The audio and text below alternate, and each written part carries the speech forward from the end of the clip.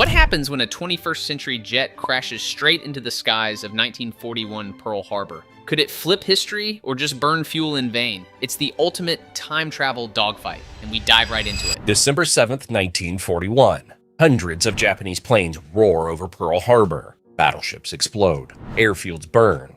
It's one of the darkest days in U.S. military history. But let's change one thing. Sitting on the tarmac, hidden under a tarp, is something no one understands. The F-22 Raptor, a modern fighter jet dropped into a battle it was never built for. So what happens if the most advanced jet on Earth is unleashed during one of the most infamous attacks in history?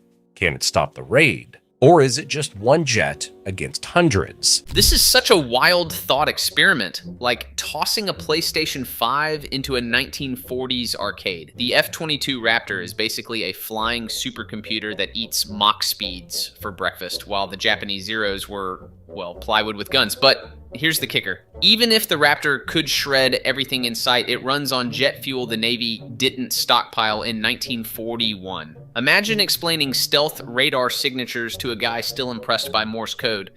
So what exactly just got dropped into 1941? It can cruise at Mach 1.5 without afterburners, over 1,100 miles per hour, or 1,770 kilometers per hour, faster than anything that existed in 1941. It's nearly invisible to radar, and it's armed to the teeth. Here's what it's carrying. 6 AIM-120 AMRAAMs, radar-guided air-to-air missiles capable of hitting targets from over 50 miles away, or nearly 100 miles with the latest variant. 2 AIM-9 Sidewinders, heat-seeking missiles for close-range combat. 1 M61A2 Vulcan cannon, 20mm 6-barrel cannon with 480 rounds, firing up to 100 rounds per second. Its radar can track over 20 targets at once and fire before the enemy even knows it's there. It climbs faster, turns sharper, and flies higher than anything that existed back then. But it's not invincible. No ground crew, no spare parts, no modern fuel.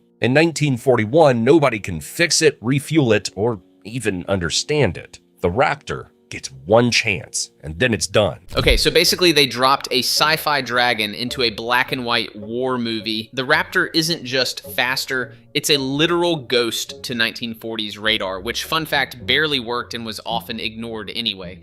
Those AMRAAMs could swat Zeros from beyond the horizon, while Sidewinders turned dogfights into duck hunts. But here's the tragic twist. It's a one-and-done war god. No JP-8 fuel, no titanium wrenches, just a museum piece the second it lands. Imagine a soldier trying to fix it with a wrench and duct tape. Peak tragicomedy. Now let's look at what it's up against. On December 7th, 1941, the Japanese launched a surprise attack with 353 aircraft, split into 2 waves.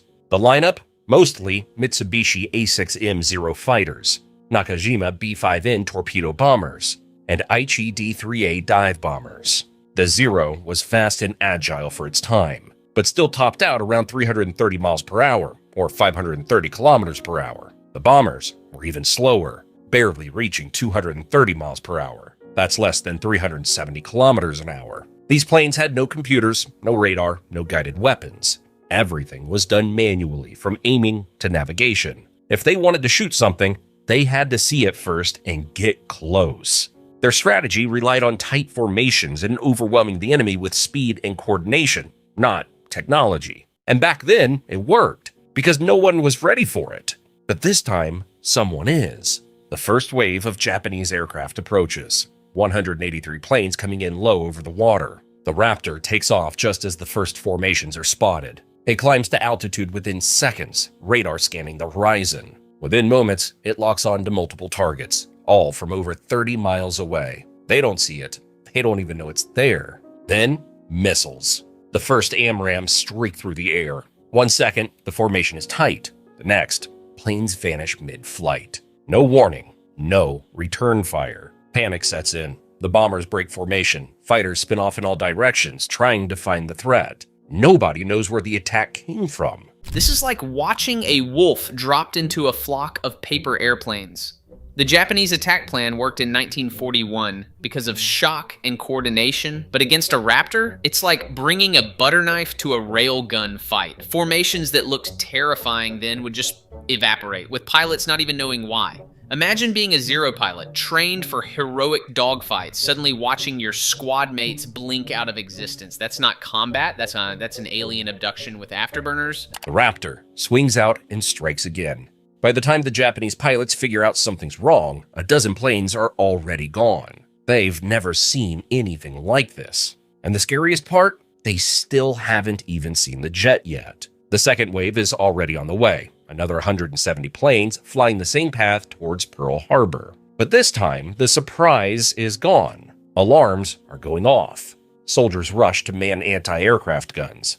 And up above, one jet is changing the entire battle. But there are over 300 enemy planes in the air, and no amount of tech can be everywhere at once. The jet is fast, but it's still just one. Every second it spends chasing fighters up high, more bombers sneak through down low. The F-22 is winning in the sky, but even that has a time limit. The Raptor can fly over 1,600 nautical miles, or about 1,840 miles, when cruising smoothly with extra fuel tanks attached. In intense combat, it burns fuel fast. And there's the catch. The Raptor is like Thor showing up with one lightning bolt. Sure, it can swat squadrons like mosquitoes, but Pearl Harbor wasn't about duels in the clouds. It was about bombers slipping past and wrecking battleships. One jet can't be in 10 places at once. And fuel? Yeah, in a dogfight, it guzzles faster than a frat kid at 2 a.m. So even while rewriting the laws of air combat, the Raptor is racing a ticking fuel gauge, the ultimate boss fight with a timer. After 30 to 40 minutes of dogfighting, it either lands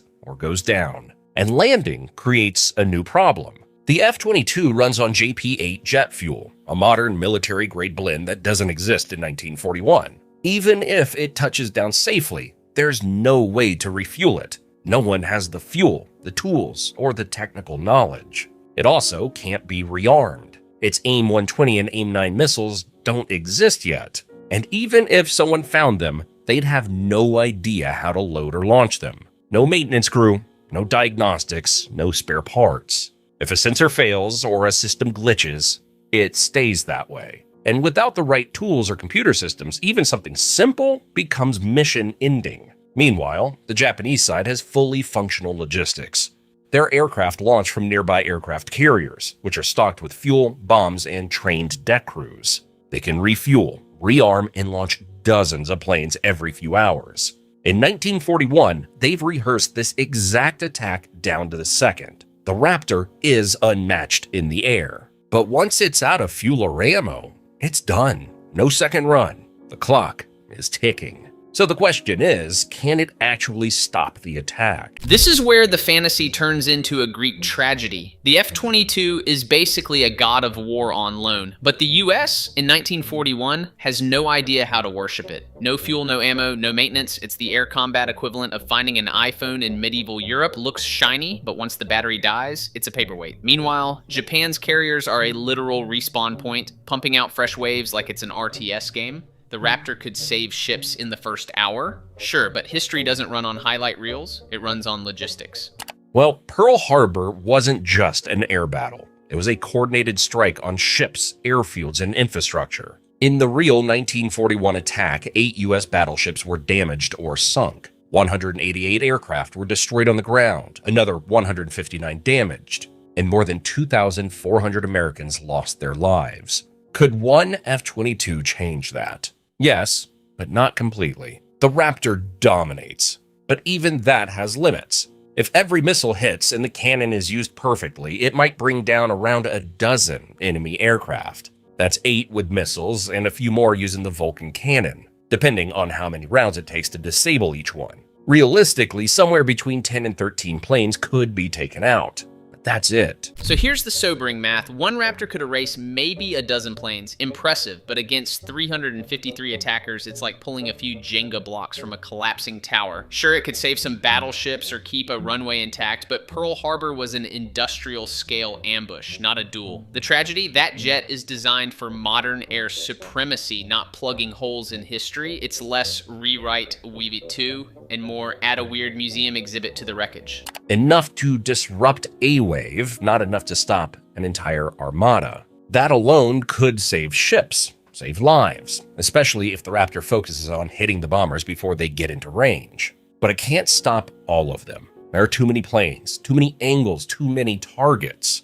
Even a flawless F-22 mission can't be in 10 places at once. Some bombers will still get through, and some ships will still take hits. It changes the scale of the disaster, not the fact that it happened. But what about the bigger picture? The shock alone would hit both sides hard. For the Japanese pilots, it's chaos.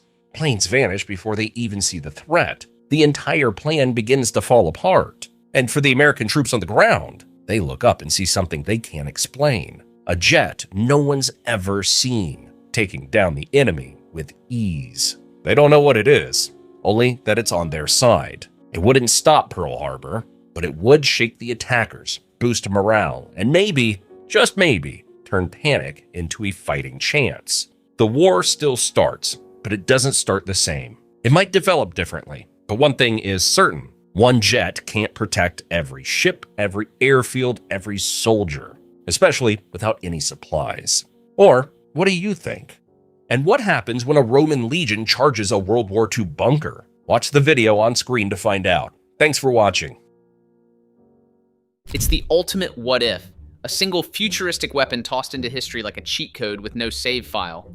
The F-22 wouldn't erase Pearl Harbor, but it would rewrite how both sides felt about that morning. Panic turns to awe, confidence cracks into doubt, and myth gets tangled with reality. The real battle is never just planes versus planes, it's morale versus fear. And here the Raptor becomes more legend than machine. Last Brain Cell really nailed this one, links in the description. Next time we'll dive into another interesting topic. Click on it. Stay nerdy.